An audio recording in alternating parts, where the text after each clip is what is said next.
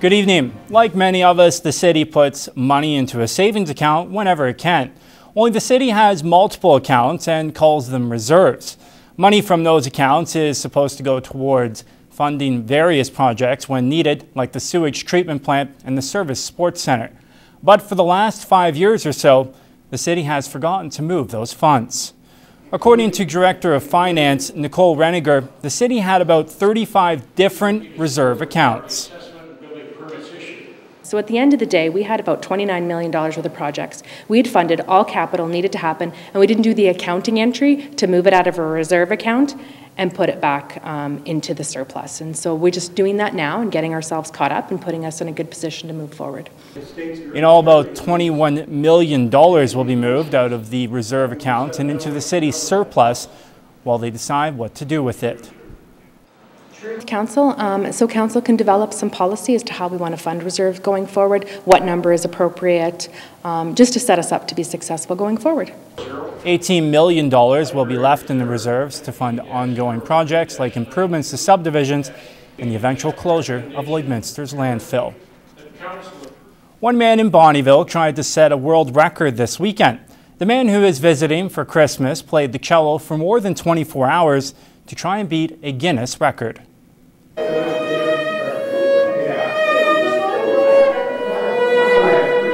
Well, the idea was to do a concert of some sorts, and then the idea started the beginning of the year to try and set a record, and the record is actually 24 hours. 3, 2, 1! Unofficially, he beat that by 2 hours, playing the cello for 26. The previous record was set by Shamita Achenbach-Koenig in 2005. Well, it's actually part of a fundraiser, so we're raising money for the Mexico mission, for the orphanage. So the kids are actually my inspiration.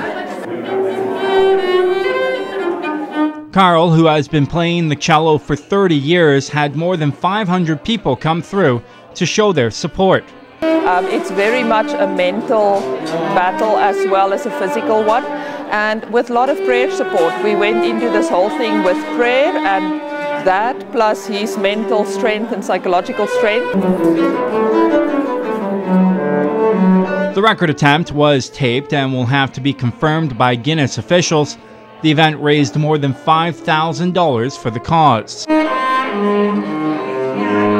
But for Carl, it's a lifelong passion. I suppose it's in your blood. I mean, I grew up with it, so it's what I do.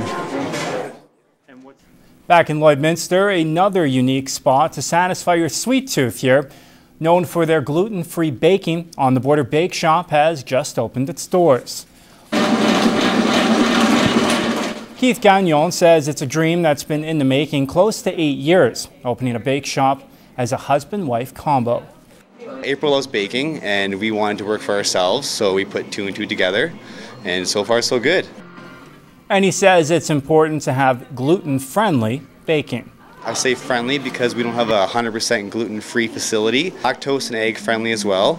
Everything is made fresh daily. Nothing's brought in frozen. There's not much out there for fresh stuff, right? So we just decided, why not? Let's do it. Someone's got to. Everyone deserves cake. As for the latest trends, he says, lately there's a birthday cake craze growing in popularity. Smash cakes are really big now for the kids. They get their first birthday cake and they get a smash cake. They just take a picture of the kids smashing it and then they eat their regular cake. The official start of winter isn't until December 21st, which is today, of course. But with all the snow and frost in the area, it feels like it's been here for a while. Now, as Jeremy Thompson reports, Lloydminster residents have one more reason to get outside and enjoy what the season has to offer.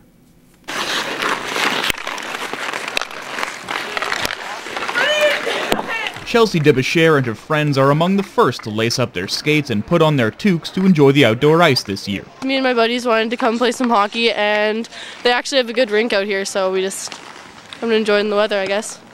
The rinks open to the public Friday and are already a popular destination. We get a lot of stick handling done, and we get to work on our shots when we're alone, so it's good.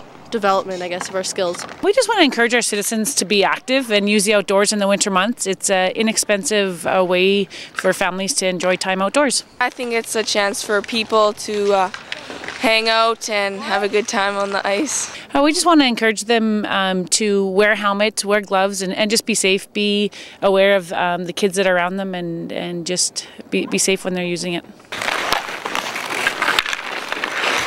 All 7 outdoor rinks run by the city are free to use, open from 10 in the morning to 10 at night. When it gets dark, they'll light it up. It'll be good. Not all of the ice surfaces are for hockey.